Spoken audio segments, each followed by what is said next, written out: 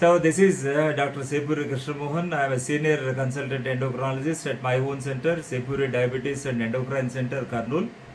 So today's topic is being divided. The COVID-19 is divided into two topics. That is the cardiologist perspective. Just now we finished it, and I am going to give you this the diabetologist as well as the endocrinologist perspective.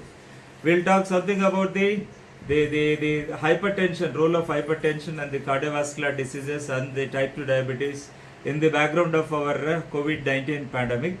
And I once again would like to give you some sort of introductory message that no one on the earth is perfect as far as the COVID-19 is concerned, actually, because we are in the process of learning the things from the COVID-19 pandemic, either the first wave or the second wave which is running in our country, or some countries in the third wave like Mexico, or some countries like France which are in the fourth wave actually. So we are still in a process of learning. In 2020 nobody knew anything about this this particular the COVID-19 SARS-CoV-2, and slowly we are in a process of learning, and what is being proved today is being disproved tomorrow. Like what ICMR said in the initial period, you start with this particular the hydroxychloroquine, and later on we went on to this particular ivermectin, we went on to this the doxycycline and the remdesivir and the interferons and so and so, and they are all disproven today, and nothing has stood the test of time as of now. So there is no specific treatment for this particular COVID-19. We don't have the specific antivirals till to date. We are just beating around the bush, making the patient a little bit comfortable with all the multi-pronged modalities. And the initially we thought last year when COVID pandemic was a big havoc, that it causes mainly this particular the pulmonary manifestations in the form of the pulmonary pneumonia. Actually the lung pneumonia was the main the pathophysiology, and later on we changed that. Okay, it is going to involve the multiple systems in the body, starting from the brain until this heart, until this the cardiovascular function and the pulmonary function and the kidneys and the liver, everything is involved. And even the opportunistic infections like mucormycosis is very prominent. Not only the nose, not only the orbit, not only the intracerebral mucormycosis, even where the latest update is we are seeing the renal mucormycosis in post-COVID-19 patients, which is now becoming the very very common. And even the thrombosis of the mesenteric vessels is the biggest gastrointestinal complication we are facing right now. So we need to have a multi-pronged approach by all the departments to counter the critically ill COVID-19 patients. With that, I start the ICMR guidelines, that is Indian Council of Medical Research actually. So among the people with heart disease, diabetes or hypertension is there, is an increased risk of severe illness or complications once it is infected.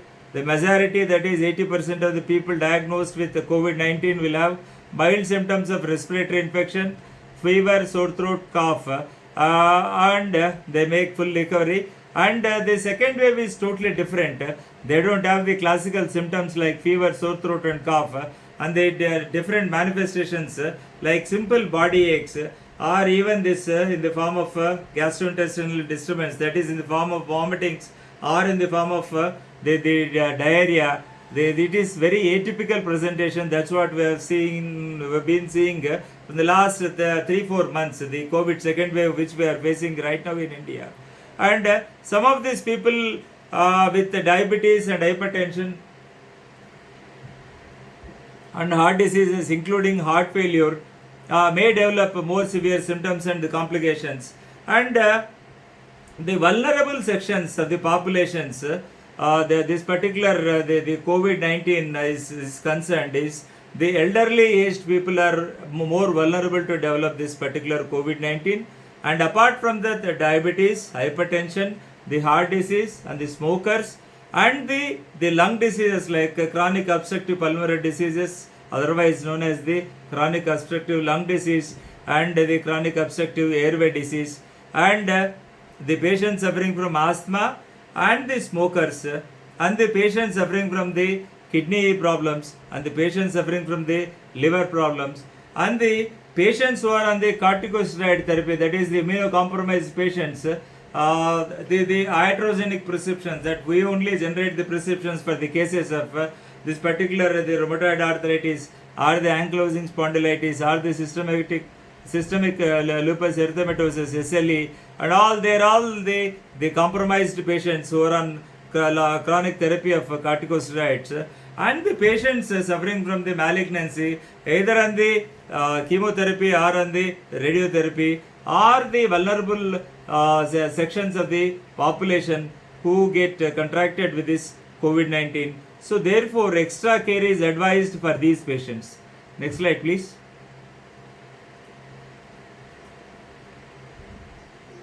Yeah. Coming to this, the control blood pressure and control blood sugar and do regular physical activity. It is very, very important. And it is also important to control your risk factor levels, avoid smoking and alcohol, have your BP and the blood sugar levels under control, and have some form of regular physical activity. However, please modify your outdoor activities according to the norms of the social distancing. And what is more important is the lifestyle modification and the therapeutic lifestyle changes. They play a vital role in preventing any like starting from obesity to diabetes to hypertension to dyslipidemia to coronary artery disease to stroke, whatever it may be. That is very important in controlling all these diseases. Thus, metabolic diseases are the disorders, and the chronic therapy segment are the lifestyle diseases. That is the diet, exercise, and reduction of the weight, and the cessation of alcohol, and the cessation of smoking if applicable. And follow the diet and salt restriction as advised to control the hypertension. If you are a non-vegetarian, you can continue to be so, increasing the fiber and the protein content of the diet, and more vegetables and more fruits. And this particular diet is called the DASH diet, that is DASH diet, that is dietary approaches to stop hypertension, that is low sodium, high potassium, and high fiber diet is very much important in controlling this hypertension. Not only hypertension, to control any other disease like even the metabolic disease like diabetes, even to control the cardiovascular diseases. Whatever all I said, the DASH diet holds good actually. Next slide, please. And what about the blood pressure medications in the severity of COVID-19? First of all, let me tell you that there was a debate in the beginning of 2020 whether this particular AC inhibitors or the ARBs, whether they should be used in particular patients who get contracted with this COVID-19 illness. So that was a debatable question, and nobody had any answer, because the mechanism of this particular SARS-CoV, how it enters into the body is through the ACE2 receptors.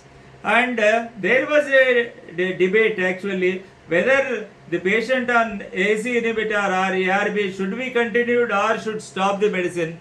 And the first international authority that gave the clarity with the evidence-based medicine was the European Society of Cardiology. Way back in 2020, it was the first international body to declare that the patient who is taking ARB like the telmisartan or the olmesartan, any certain should continue in the benefit of this particular the COVID pandemic outcomes, that is related to this either the mortality or the morbidity of the COVID-19. So that was the first international recommendation rolled out from the European Society of Cardiology. So from there onwards, it's not at all a debatable issue that the patients who have developed, the thing is the COVID-19 is such a dramatic disease, that even the patient is normotensive, he may be likely to develop hypertension after this particular COVID-19 infection. Even the patient is non-diabetic, he may become diabetic, that is called the new onset of the type 2 diabetes, or maybe a temporary phenomena called the acute hyperglycemic crisis, when the patient is absolutely normal before the COVID-19 infections, and later on he becomes either acutely hyperglycemic because of this particular infection, and that may be a transient phase, and some may eventually get into this particular the new onset type 2 diabetes, which may continue for lifetime. So currently there is no evidence that the two groups of drugs, the ACE inhibitors, that is ramipril, enalapril and all the prils, and the angiotensin receptor blockers, the statins, increase the susceptibility of severity of COVID-19. Actually, see, these are all the beneficial drugs actually, which see the most beneficial drugs for this COVID-19. If I have to summarize, first I have to place not this telmisartan, I have to place this insulin on the top for those patients who are already suffering from diabetes, maybe the type 1 diabetes or the type 2 diabetes, maybe the gestational diabetes or the pre-gestational diabetes or the other specific types of diabetes. All these patients are the patients who have developed this acute hyperglycemic crisis, or the patients who have developed the new onset type 2 diabetes after the COVID-19 infections. They all have to be put on insulin just for the fundamental reason that the SARS-CoV-2 requires a low pH to enter into the body via the ACE2 receptors, and the insulin is only medicine on the earth that is going to raise the pH of this particular environment, which makes very unfavorable for the SARS-CoV virus to enter into this particular the body via the ACE2 receptors. So, and after that, undoubtedly the ACE inhibitors or the ARBs or the drugs of choice, if it is a case of hypertension, the hypertension getting contracted with either COVID-19 or the non-hypertensive patient getting contracted with COVID-19, later on develops this particular hypertension, must be put on, even though he is not on this particular sartan, the telmisartan or the olmesartan or the candesartan or the irbesartan or the valsartan, the patient must be put on the ARB, that is angiotensin receptor blockers, to reduce the mortality and even the morbidity of this particular COVID-19. So these drugs are very effective for heart failure by supporting your heart function and controlling the high blood pressure, and it may be harmful to stop these medications by yourself. This can worsen your heart condition. So unless otherwise the doctor prescribes or he says whether use or not, you cannot take your own decision. And it's foolish if any doctor says stop the telmisartan in view of COVID, it becomes erratic decision. So one has to continue. There is no question of stopping either by the physician or the treating clinician or by the patient himself. The stopping telmisartan or the ARB group proves to be very hazardous, and that increases the morbidity and the mortality in terms of COVID-19. And next slide please. Yeah, again continuing the recommendations of ICMR, and taking your medicines regularly, it's very important. And if you have to control your blood pressure, you have to control your blood sugar, you have to control your the dyslipidemia with the statins, and it is very much necessary that the patient has to be put on the low dose of aspirin, that is 75 milligram of aspirin, at least for a period of 1 month. The patient has got this, because the COVID-19 is nothing but the embolic inflammatory disease, so which leads to so many the irregularities, so which are being prevented by a simple drug like the antiplatelet drug like simple the aspirin. Actually the low dose, that is the 75 milligram dose, And the statins, they play a wonderful role in preventing the morbidity and the mortality, and statins should not be stopped at all. So to start with, the insulin is the drug of choice, and you can use metformin if it is not contraindicated, unless until the patient gets into the ICU and is on oxygenation or the mechanical ventilation. He has to be on only insulin, otherwise you can continue metformin. And as far as the antihypertensive medications are concerned, the telmisartan type of drugs, the olmesartan, they should be continued. They should never be discontinued. And the medications for the other cardiovascular diseases, that is either the myocardial infarction or the heart failure, they should never be stopped. Like the drugs, if I have to quote, either the clopidogrel or the prasugrel or the ticagrelor, whatever it may be, the antiplatelets, the P2Y12 inhibitors. And at the same time, the drugs for the heart attacks and heart failures, that is to start with the ARNI or this particular the SGLT2 inhibitors or this particular the beta blockers, or in particularly this particular the group of the mineralocorticoid receptor antagonists, that is either the spironolactone or the eplerenone, and the other drugs should be meticulously used. And in combination with this, the clinician feels that the D-dimer levels are going up, he may prescribe you the low molecular weight heparin, the enoxaparin, the subcutaneous dose BD for 5 to 7 days. Along with this, after that, the oral anticoagulants, the novel anticoagulants, oral anti-NOACs, that is to start with the apixaban or the rivaroxaban or the dabigatran and the endoxiban, they have to be continued at least at the discharge time. You should continue the medicines along with aspirin for at least a period of 30 days as per the clinician's advice. And don't stop any medication unless advised by your doctor.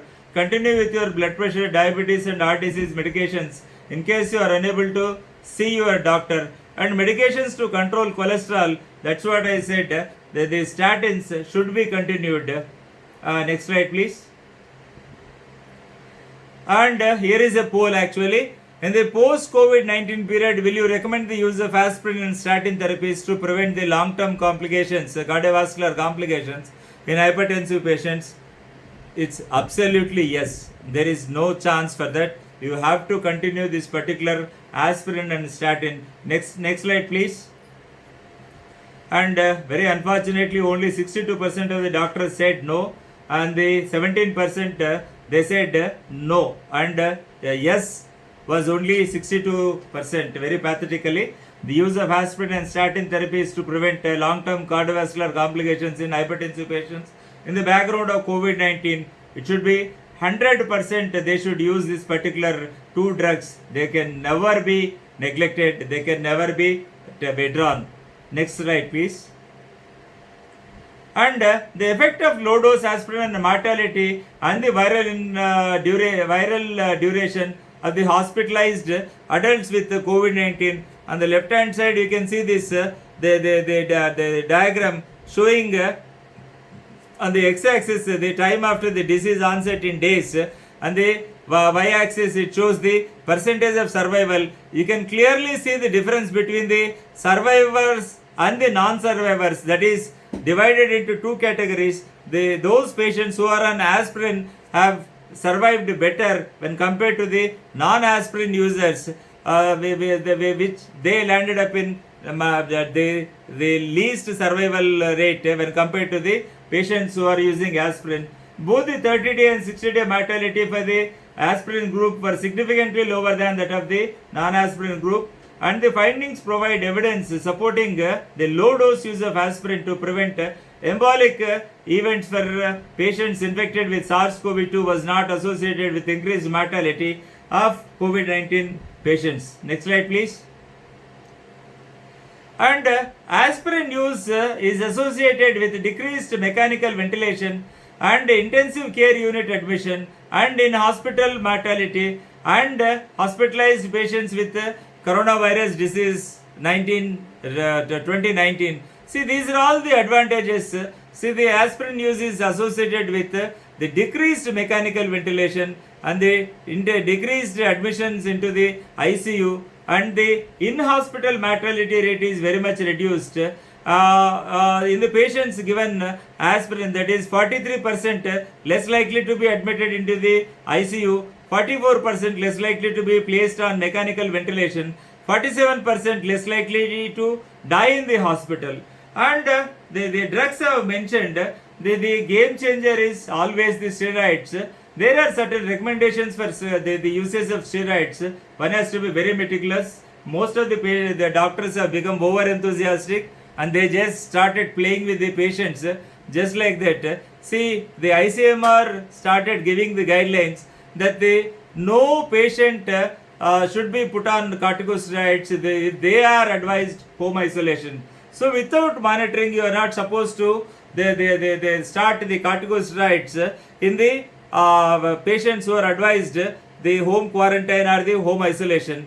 But despite that, the erratic prescriptions for these corticosteroids have led to the increased incidence of the opportunistic infections, the deadly infections, the mucormycosis, especially in the decompensated and the diabetic patients, which has led to the lot of death toll. In spite of this meticulous surgery by the ophthalmologist and the ENT surgeon and the facial-maxillary surgeon and the plastic surgery, and with all this, the amphotericin B, which was running very badly short, that is the only drug of choice for this, the mucormycosis, the intravenous multiple shots, somewhere around some 600 to 800 shots of this intravenous amphotericin B is required. In spite of that also, the death toll was very high because of this mucormycosis.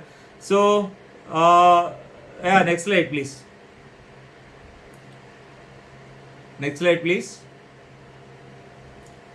So, as per the recovery trial which was done in the United Kingdom way back in June 2020, they came out with a conclusion that in the inpatient setting, if the patient is given 6 to 8 milligram of either oral or the parenteral dexamethasone, the long-acting corticosteroid, will have the less chances to get into this state of the oxygen therapy or the state of the mechanical ventilation. But our people started using injudiciously, the very injudiciously, this corticosteroid abuse has happened, and we are seeing the havoc after this particular the second wave. And the impact of the presence of heart disease, the cardiovascular medications and the cardiac events and the outcome in COVID-19, to evaluate the prognostic impact of having heart disease and taking cardiovascular medications in a population diagnosed of COVID-19. The conclusion is the presence of heart disease is related to higher mortality. The cardiovascular medications and statins are being predictive in COVID-19 patients. Next slide please. Next slide please. And the second poll question, what are all the major barriers in successfully controlling the hypertension at healthcare or hospital or clinic level during the COVID-19? You have to select the top 3 from this basket of answers. The inadequate resources to screen and manage hypertension, inadequate treatment to blood pressure goal, cancellation of clinics during local lockdown, and misinformation on AC inhibitors and ARBs, worsening outcomes, and increased workload on healthcare practitioners affecting the treatment of hypertension, and the disruption of drug supply chain, and the changes in the OPD protocols and social distancing norms. Next slide please. And the major barriers in successfully controlling hypertension at healthcare or hospital clinic level post-COVID, and the top 3 answers were, the first answer was change in the OPD protocol and social distancing norms actually, and the inadequate resources to screen and manage hypertension, and third was cancellation of clinics during the local lockdown. Next slide please. And coming to this particular the editorial which is been published in the Heart, Lung and the Circulation, the 2020 actually. So the cardiovascular disease in the post COVID-19 era, the impending tsunami actually. So the expected long-term duration of social distancing and continued risk of infection, this may well result in suboptimal management of cardiovascular risk factors. Cessation of antihypertensives even for a short duration can result in adverse cardiovascular events unless closely monitored in the specialist setting, whilst the discontinuation of the lipid lowering drugs, particularly in high risk patients, that what the statins, can be increased can increase the rate of death or acute myocardial infarction within the first week. So this is the evidence based medicine very clearly saying that the cardiovascular disease, the impending tsunami. Yes, next slide please.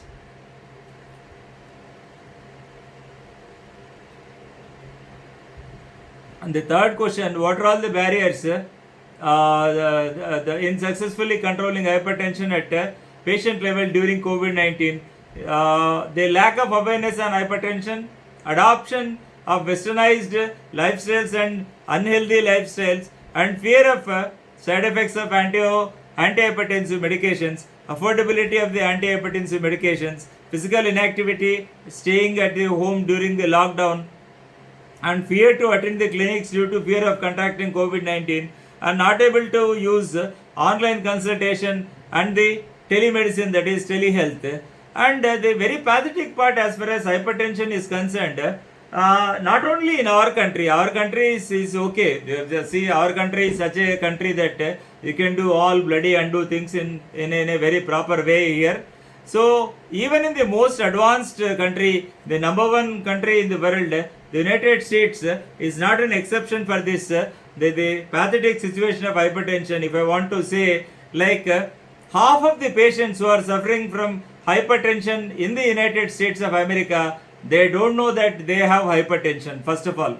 And out of that, in our country, coming to our scenario, and same scenario is being continuing, like half of the patients, they don't know that they have hypertension, and only out of that half, they are going to the doctor regularly, and out of that only half are taking the pills regularly, and only very minimal, like even not even less than 1% is going for ambulatory blood pressure monitoring or the self monitoring of blood glucose, and totally less than 10% of this particular either diabetes or hypertension are to the target figures. Next slide please. So according to this the healthcare professionals, they opined that the first cause was the lack of awareness on hypertension. A second cause was physical inactivity and staying at home because of the local lockdowns or the total entire lockdowns.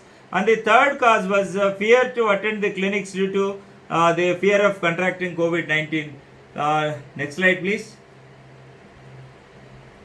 See, adherence to physical activity during COVID-19 lockdown in India, a survey, a novel COVID-19 pandemic led to a lockdown in India. Prolonged homestay leads to inactivity and having effects on the physical as well as the mental health.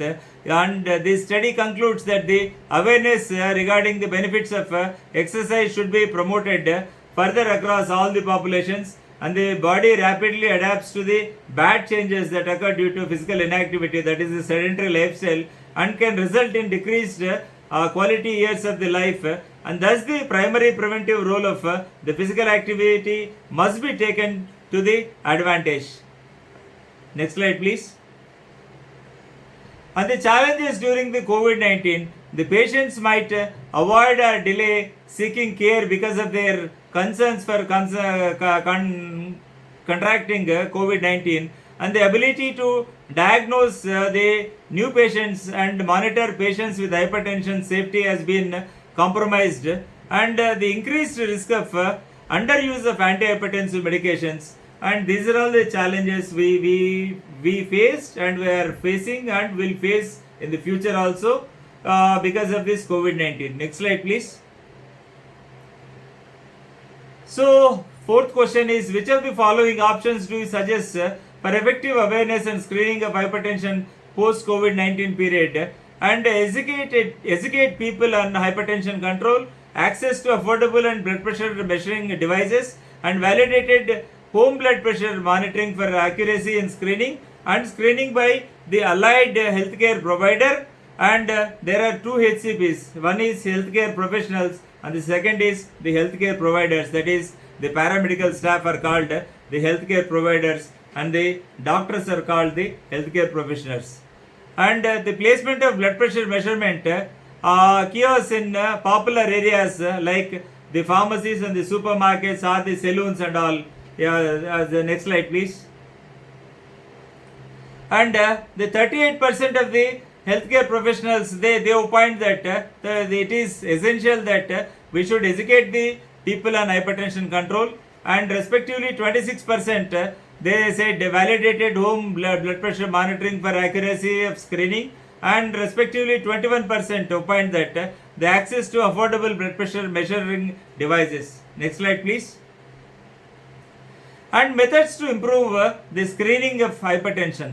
So the first method is enhanced workplace screening. The implementation, they provide blood pressure checks in the workplaces, as just now mentioned, at the supermarkets, or the pharmacies, or the saloons, or the Raitu Bazaars, and so and so. And the incentives to the employees to meet the blood pressure targets to reduce overall cardiovascular risk. And the barber shop screening, the implementation is finding at-risk populations, performing screening and treatment at non-traditional sites, the barber shops and the saloons, and the self-screening kiosk, and the placement of blood pressure measurement kiosks in popular areas, that is the pharmacies and the supermarkets, so that the patients will check their blood pressure. If it is showing a higher figure, they will consult their clinician or the doctor. Next slide please. And other methods, they sensitize public through Know Your Numbers campaign. This is very, very important actually. And utilize the social and traditional media to provide information on the importance of blood pressure monitoring measurement, and the increase access to the affordable, validated, accurate home blood pressure measuring devices. And the other method is utilization of the community health workers, and this is to train and deploy individuals to perform home and community based screening in remote and under access areas, and allied health provider screening, that is all individuals being seen for allied healthcare professionals visit. Example, the dentist and the optometrist should have blood pressure checkup when the patient walks into their chambers for a standardized screening. It can be used as a standardized screening algorithm. Next slide please. And the role of self measured home blood pressure monitoring and the effectiveness of telemedicine during the era of the COVID-19 pandemic. The assessment of blood pressure in everyday life is far away from the satisfactory levels, a condition made worse by the COVID-19 pandemic. BP measurements in the office are not normally carried out, and the home BP tracking is useful solution to this era. And there is a formula whenever the patient goes for the ambulatory blood pressure monitoring of this thing or the home blood pressure monitoring. The formula is called 7 into 2 into 2. That is 7 is the 7 days in a week should be measured, and the second says the 2 is that stands for take 2 readings, one in the morning once you get up from the bed, and when you go to bed, that is the next 2, and the last 2 stands for whenever you take this particular the digital blood pressure monitoring, the home blood pressure monitoring, you should take at least 2 readings every time. That is called the 7 into 2 into 2 formula as far as the home blood pressure monitoring is concerned. And in the long run, the telemedicine can be efficient, time and cost effective solution to treating hypertensive patients with home blood pressure monitoring is an effective method of managing hypertension. And in my opinion, home blood pressure monitoring is the one that is going to be very very accurate if the patients can maintain a log actually, because sometimes there are two conditions like white coat hypertension. When the patient measures the blood pressure in the house, it will be very much normal, and when the patient comes to the clinic, sees the environment, doctor wearing the white coat or without wearing the white coat also, automatically he develops some sort of tension, and the exact methodology of the screening of blood pressure is not being implemented in the majority of the clinics, because there are certain norms actually that they should not smoke, at least they should never smoke. If at all is a habitual smoker, they should not smoke for at least a period of 30 minutes prior to the measurement of blood pressure monitoring.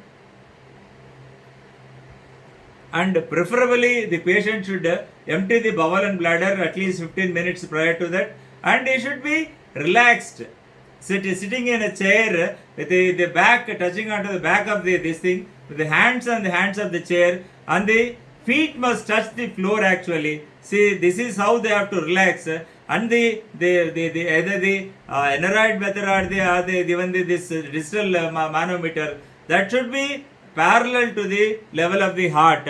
Then only you get the correct readings. So in your opinion, which is the most appropriate intervention to improve adherence in antihypertensive medication post COVID-19 period? That is, advise patients to maintain 2 to 3 months medication stock. Message on risk is more when antihypertensive therapy is discontinued. Mobile app based interventions and telephonic interventions by doctor or the nurse. The initiate or the continue on fixed dose combinations and the economical drugs. And next slide please.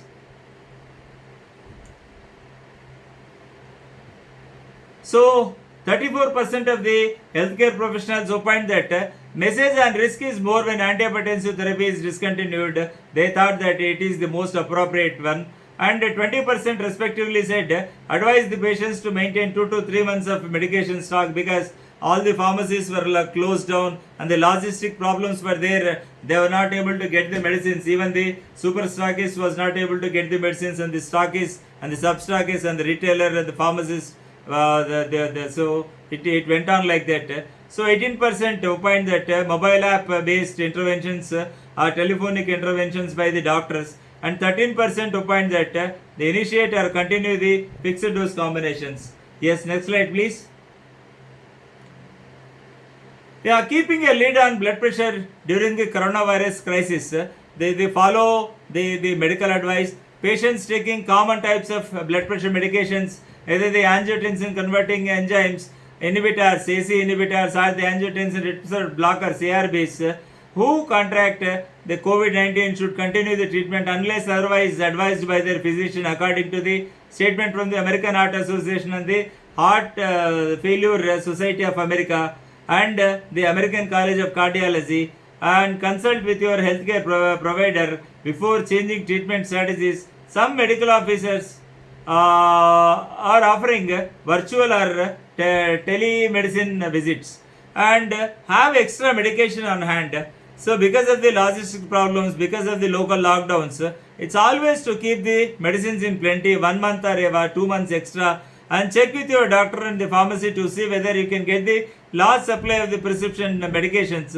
So you don't have to visit the drugstores as frequently, and mail order prescriptions might help you stock up and the stay in. Next slide please. And the challenges in managing blood pressure during COVID-19. This was in a reported study. Before March 2020, the telephonic consultation was 80%, and after March 2020, it went on to 80.7%.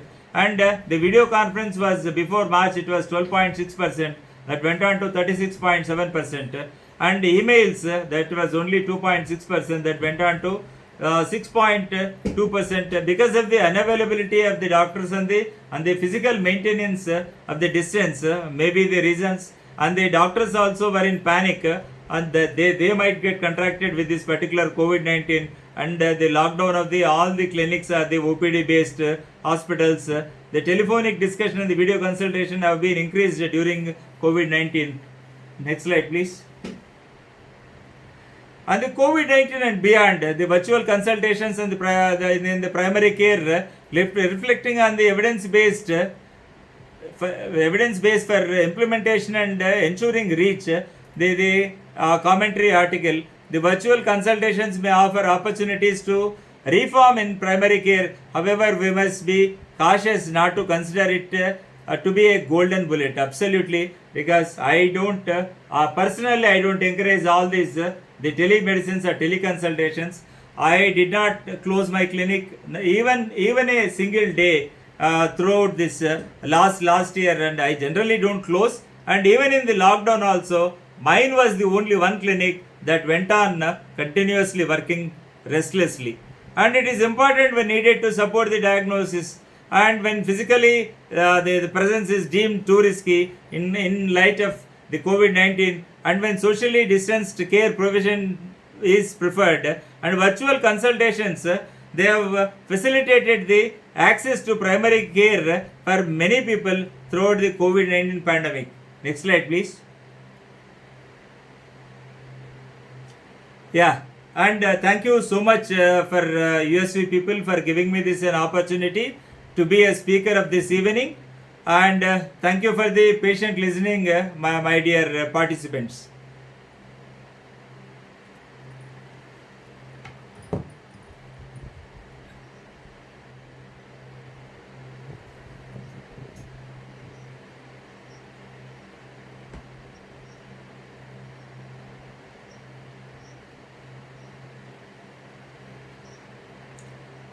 Yeah, that's a wonderful question. I have already narrated in my talk that even the normotensives, they become hypertensives after they contract with this particular COVID-19 infection, as far as the blood pressure is concerned. And second thing is, it may be a transient phenomena or a permanent phenomena. And second thing is, as far as the blood glucose is concerned, there are two types actually. The non-diabetics may develop into the acute hyperglycemic crisis because of the COVID infection per se, or because of the steroid abuse, rather I can say that deliberately the steroid abuse. And the second aspect in the blood sugar this thing is, there is always the chance of developing a new onset of type 2 diabetes in the post-COVID patients. So first of all, at the time of discharge, we should treat them with this, as if it is a case of hypertension, we have to treat them undoubtedly with this particular, my preference of drug of choice is this particular angiotensin receptor blockers, especially the long acting, the lot of evidence, robust evidence is having with telmisartan. I would like to start with either the combination of a dual therapy is always I prefer. If the patient has got it's more than 140 or 90, along with the lifestyle modification. I always mind you, lifestyle modification and the DASH diet are the very important in treating this particular hypertension. And after that, I would like to go for the 40 milligram of telmisartan with either the 5 milligram of amlodipine. If it is not controlled, I would like to add something like definitely not hydrochlorothiazide. Please, this is a take-home message. The era of hydrochlorothiazide is over, finished, because of the several complications like dysglycemia is one of the most major complications of this particular hydrochlorothiazide, and it is not a true 24-hour acting. It doesn't have any cardiovascular safety. And last point is, it causes the hyponatremia in the elderly especially. So hydrochlorothiazide, the thiazide type of the drugs are never the choice. And of late we have got ample evidence on this thiazide like diuretics like chlorthalidone, that is 12.5. I would like to certainly add, because it is long acting. It is the plasma of life is more than 53 hours, and it has got proven cardiovascular outcomes.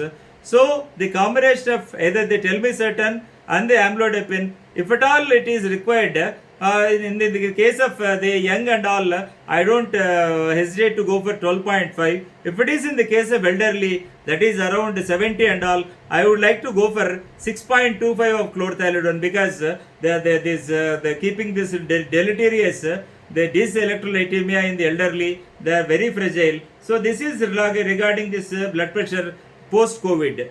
And the blood sugar, either the transient phenomena, you put the patient on insulin, and if it is okay, it vanishes after a couple of weeks or a couple of months. It's well and good with diet and exercise. And if it doesn't, it is, you label it as the new onset type 2 diabetes. You have to treat with insulin in the initial period for at least 1 month, where the patient recovers without any complications. And after that, you can slowly switch over to reducing the dose of insulin. You can start with metformin. You can add the DPP4 inhibitor. You can add the sulfonylurea. You can add this particular SGLT2 inhibitors. So and so. Likewise, that you have to maintain the patients like this post-COVID.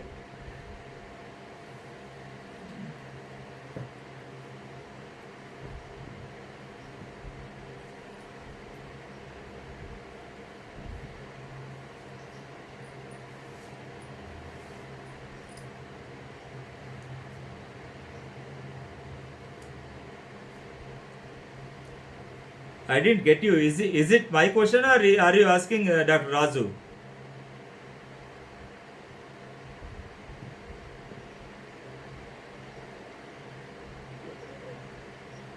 Yeah, please. Can you repeat the question?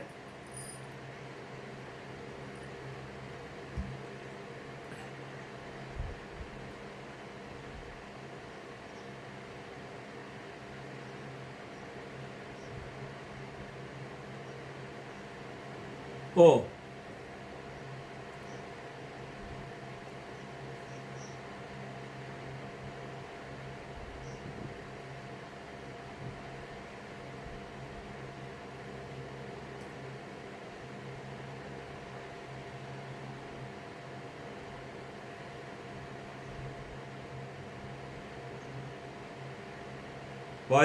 voice is not audible. Your voice is not audible. Yeah, it's breaking, Dr. Razu. We are not able to hear you.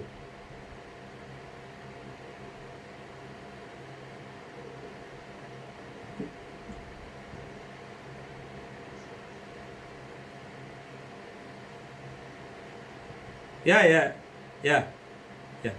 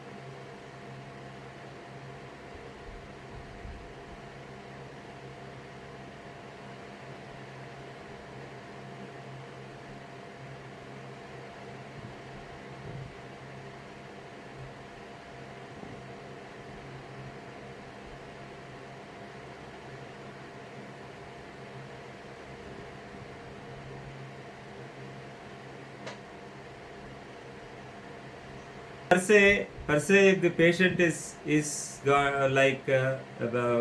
pertained to the mild or the moderate COVID-19, which doesn't require any sort of hospitalization, without any comorbidities like hypertension, diabetes, or this particular cardiovascular disease, maybe the myocardial infarction or the heart failure. We are just happy with this particular the low dose of aspirin for 6 weeks, or maybe if required we can continue it. And I don't per se, if the patient doesn't have any other risk factors like what I mentioned, I don't use Novak at all. And if in case of the severe patients wherein he requires this hospitalization and the ICU settings, and wherein the patient has got the comorbidities like diabetes, hypertension, and the cardiovascular disease, or the kidney failure, or this particular thromboembolic phenomena, or the liver disorders, and based on these D-dimers, we have to go for this particular the Novak.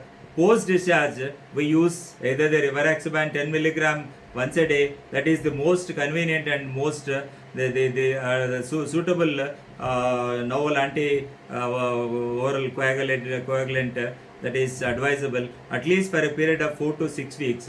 If it is required, the monitoring D-dimer, you can continue it until the 8 weeks or 12 weeks, and based on that. That's my simple answer. I don't routinely advise the Novaks in mild to moderate cases where there is no comorbidity. That's what I say.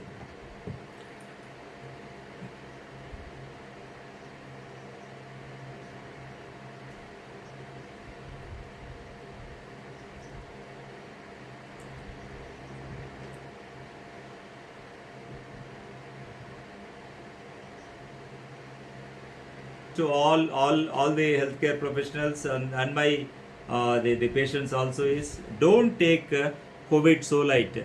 So get vaccinated either with Covaxin or the Covishield, any other bloody vaccine you have right now with you. You just get Covaxin, vaccinated, the 2 shots, preferably if it is Covishield. Okay, if it is not Covishield also, even the Sputnik you get also, you just get vaccinated. Please don't think about that. There are certain disadvantages, certain deaths are there. Forget about all those things, myths, and the facts, factoid, something else. So get vaccinated, and always don't ever forget to take out your mask and maintain the physical distance, and use soap and sanitizer, and keep yourself safe, and try to maintain the ABC always, the A1C somewhere around some 6.5 to 7%.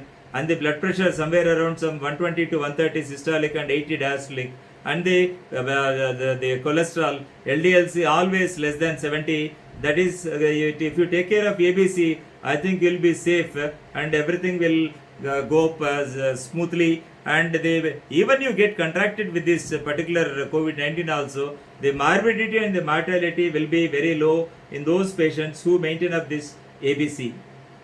Thank you.